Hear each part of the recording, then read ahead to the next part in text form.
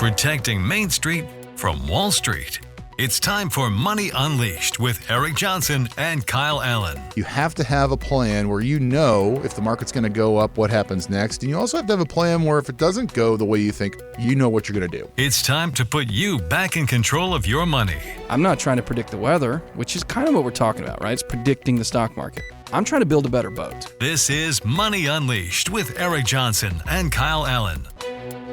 Welcome to Money Unleashed with Eric Johnson and Kyle Allyn. It's powered by the Hoffman Financial Group. Each week, we're bringing you new episodes, so make sure you're subscribed wherever you get your podcast. Just search for Money Unleashed. We're talking about generational wealth. You found an interesting article with how much money coming to the next generations? Yeah, isn't this interesting? So we found this article that talks about the money that's coming through to the next generation. There's $84 trillion in assets set to change hands over the next 20 years. According to the estimates, the consulting firm Cirilli Associates, the recipients, primary members of Generation X, those born between 1965 and 1980, Millennials, born from 1981 to 1996, and Generation Z, which were born in 1997 to 2012. By the way, anybody born in 2012, that sounds so crazy to say out loud, right?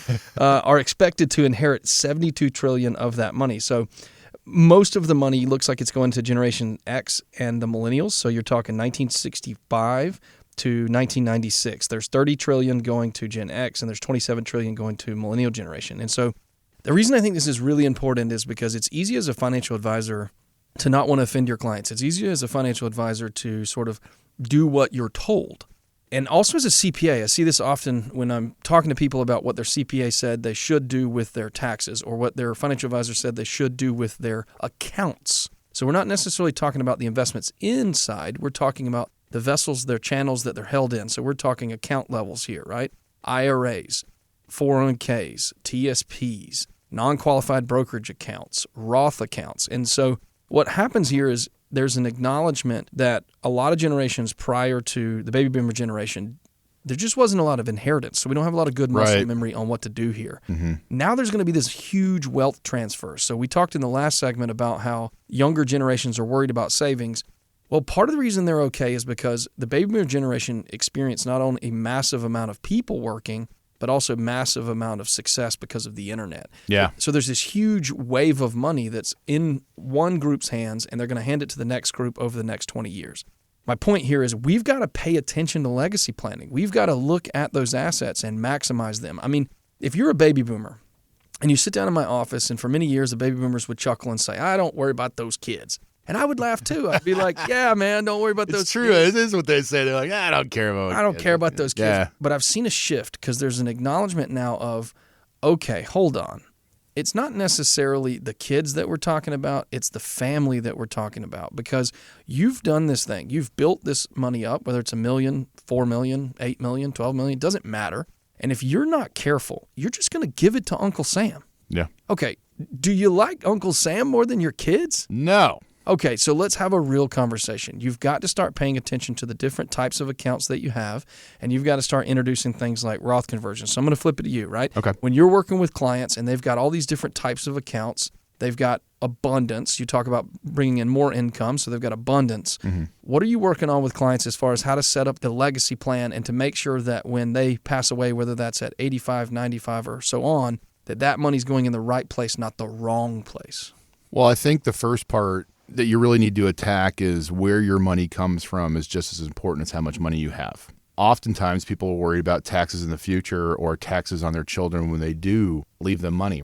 The baby boomer generation, a lot of the older versions of Gen X have lots of IRA money, lots of 401k, 403b, 457b, TSP type of accounts. And that's great, but that's not all yours because you got to pay your partner off, and that is Uncle Sam, like we just talked about. So why is that a problem? Well, the problem is if you're leaving millions of dollars of IRA money to your family, well, there's new rules put in place back in 2019, the Secure Act. And what it says is that if you've got an IRA, then you have to take 10% out of that IRA every single year, and it has to all be out after the 10th year. So for the people owning those IRAs, that's not a big deal because you're going to live off of that money and it's there for you. And yes, you understand you have tax ramifications to it. However, for the people you're leaving it to, that could bump them up into the top tax brackets, and the government's going to be getting their money in the back end of things that's a very quick way to watch your inheritance drain down. So how do you mitigate that?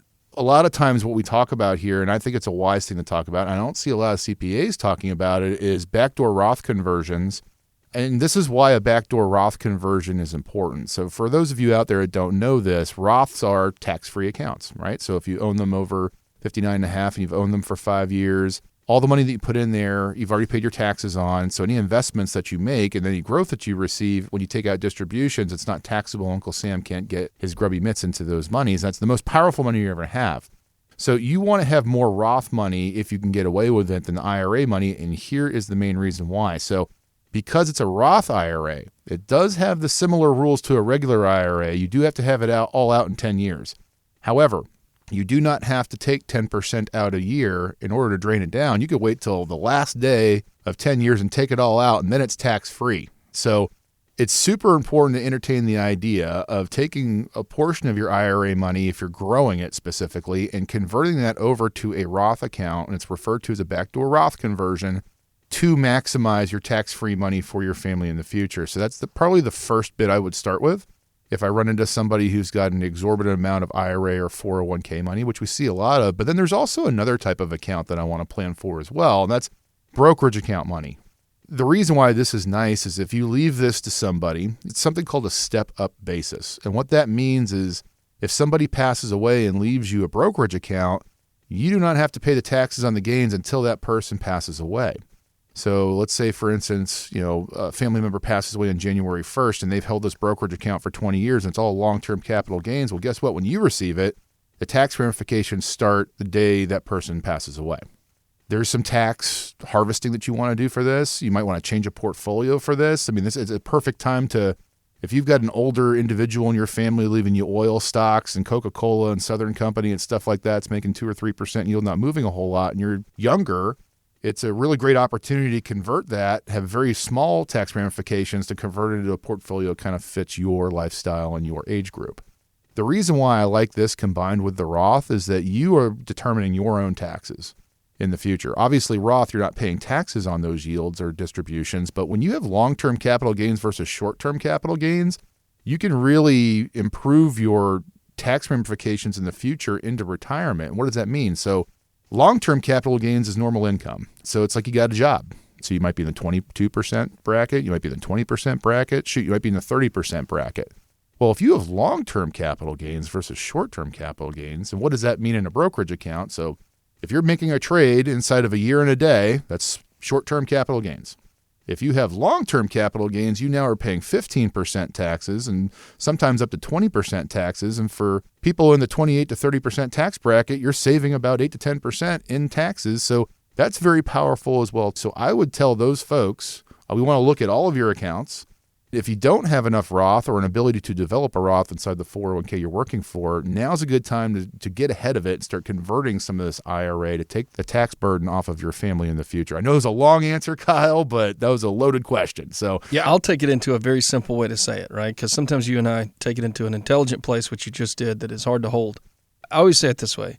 If you remember back to 2012 when Mitt Romney was running for president, people said he wasn't paying his fair share. He wasn't paying taxes. If you pull it up and look at it and you say, what was his effective tax rate? It was 14.1%. Yep. Here's what's really exciting for a lot of clients. If done properly, not only do we build a legacy plan that works for their children and their family, we put them in a position from time to time that 75, 80 years old, they're paying less than 14% in their effective tax rate. So the point here is these amazing tax numbers, these legacy plans are not just for the billionaires like Mitt Romney.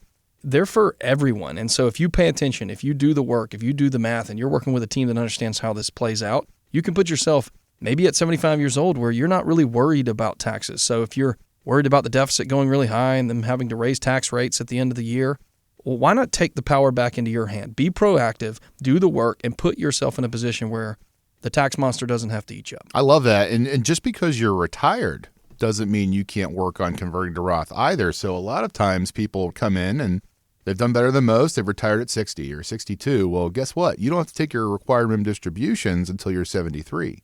So you might have a 9 to 10 year time horizon to actually work on getting that Roth before the government makes you take money out of your qualified accounts. So Just because you've retired doesn't mean you don't have that opportunity as well, too. And that's why it's important to entertain those ideas when you're sitting down with a fiduciary advisor. We do. And I want to make sure that you do have the most powerful money possible in your portfolio. And so don't feel like you've missed the boat. Oftentimes, you can actually retain your number because it's a big tax ramification when you convert to Roth, isn't it, Kyle? I mean, it can be. And I think big is relative, right? So the problem for everybody is when you're thinking about tax, I always joke, I sound like a robot when I'm talking all about this because I don't sound human. I'm like, oh, you should pay more in taxes. And people are like, man, Kyle, that's the last thing I want to do. And so when you say, what is the rate? A lot of times we see people paying between 20 and 25% in the first years of their retirement. But that later sets them up for a sub 15 or maybe even a sub 10 rate. And so the point here is it's a percentage discussion. Like no one wants to pay taxes. I don't care if it's $1,000 you got to send Uncle Sam or if it's $50,000. No one wants to send a dime. But the key here is there are ways at which over time, if you look at it mathematically, the number is actually much lower. So sometimes when you're paying $1,000 in that first year of retirement, you are creating a huge problem. You should be paying 10 or 20 or 30 because by paying some of those taxes at the right level, you're putting yourself into a powerful position in the future. And the easiest way I can say this is everyone's always heard of stretch IRAs. Oh, yes. Later on, we stretch the IRAs.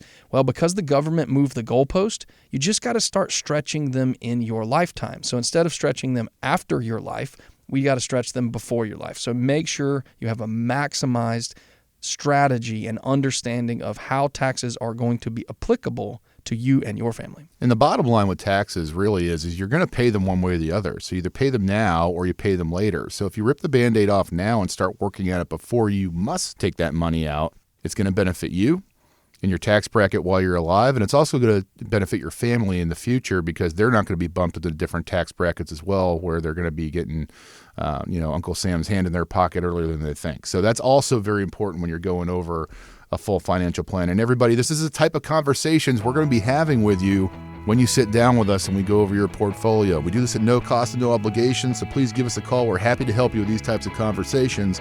404-640-5511. That's 404-640-5511. And you can also check us out online at unleashyourmoney.com. One of our great client service representatives will get a hold of you, and you can sit down with one of our fantastic advisors, possibly myself and even Kyle, and we'll help put together this plan for you.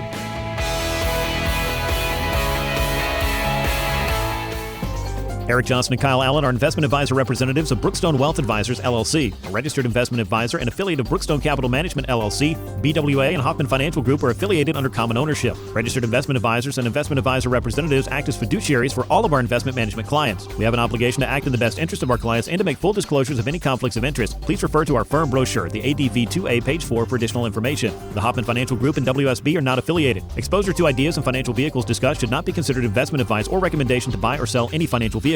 This information should not be considered tax or legal advice. Individuals should consult with a professional specializing in the field of tax, legal, accounting, or investments regarding the applicability of this information for their situation. Any client experiences discussed during the show are unique to that client. They are not meant to imply or suggest you will experience the same results. Past performance is not a guarantee of future results. Investments will fluctuate and when redeemed may be worth more or less than when originally invested. Any comments regarding safe and secure products and guaranteed income streams refer only to fixed insurance products. They do not refer in any way to securities or investment advisory products. Fixed insurance and annuity product guarantees are subject to the claims paying ability of the issuing company and are not offered by Brookstone. Index or fixed annuities are not designed for short-term investments and may be subject to caps, restrictions, fees, and surrender charges as described in the annuity contract. Please refer to our firm brochure, the ADV2A Item 4, for additional information. Hoffman Financial Group is not affiliated with or endorsed by the Social Security Administration or any other government agency. Insurance licensed in Georgia, number 163546.